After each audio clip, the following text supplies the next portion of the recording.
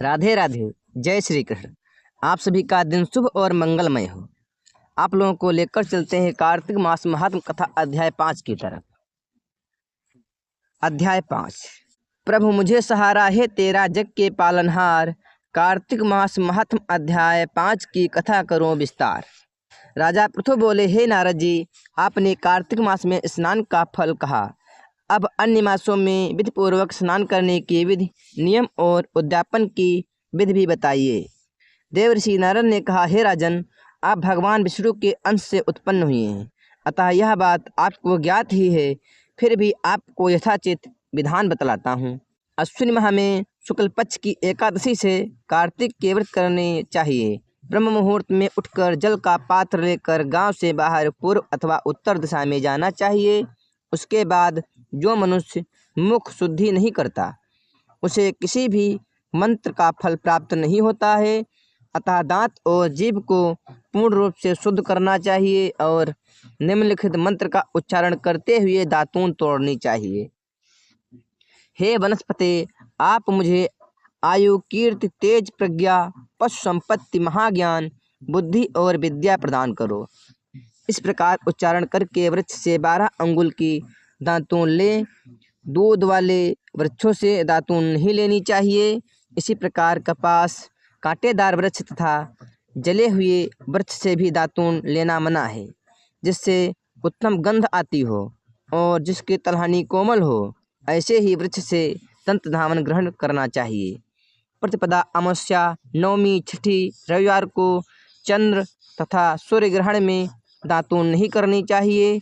तत्पश्चात भली भांति स्नान करके फूल, माला, चंदन और पान आदि पूजा की सामग्री लेकर प्रसन्न चित्वा भक्तिपूर्वक शिवालय में जाकर सभी देवी देवताओं को अर्घ, आचमनीय आदि वस्तुओं से पृथक पृथक पूजा करके प्रार्थना एवं प्रणाम करना चाहिए। फिर भक्तों के स्वर में स्वर मिलाकर श्री हरि का कीर्तन करना चाहिए। मंदिर में जो गायक भगवान श्री हरि का कीर्तन करने आए हों, उनका माला, चंदन, तांबूल आदि से पूजन करना चाहिए, क्योंकि देवालयों में भगवान विष्णु को अपनी तपस्या, योग और दान द्वारा संपन्न करते थे, परंतु कलयुग में भगवत गुणगान को ही भगवान श्री हरि को प्रसन्न करने का एकमात्र साधन माना गया है। नारद जी राजा पृथु से बोले, हे राजन, एक बार मैंने भगवान से पूछा कि हे प्रभु, आप सबसे अधिक कहाँ निवास करते हैं? इसका उत्तर देते हुए भगवान ने कहा, हे नारद, मैं वैकुंठ या योगियों के हृदय में निवास नहीं करता, अपितु जहाँ मेरे भक्त मेरा कीर्तन करते हैं, मैं वहाँ अवश्य निवास करता हूँ। जो मनुष्य चंदन, माला आदि से मेरे भक्तों का पूजन करते हैं, उनसे मेरी ऐसी प्रीति होती है जैसे कि मेरे पूजन से भी नहीं हो सकती। नारद जी ने फिर कहा, शिरीष, धतूरा, गिरजा, चमेली, केसर, कंदार और कटहल के फूलों व चावलों से भगवान विष्णु की पूजा नहीं करनी चाहिए।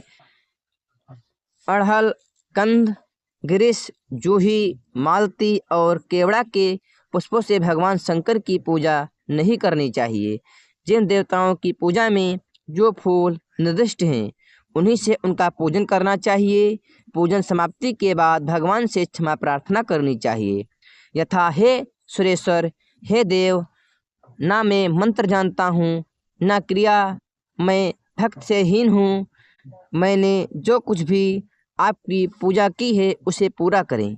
ऐसी प्रार्थना करने के पश्चात साष्टांग प्रणाम करके भगवत कीर्तन करना चाहिए, श्री हरि की कथा सुननी चाहिए और प्रसाद ग्रहण करना चाहिए। जो मनुष्य उपरोक्त विधि के अनुसार कार्तिक व्रत का अनुष्ठान करते हैं, वह जगत के सभी सुखों को भोगते हुए अंत में मुक्ति को प्रदान करते हैं।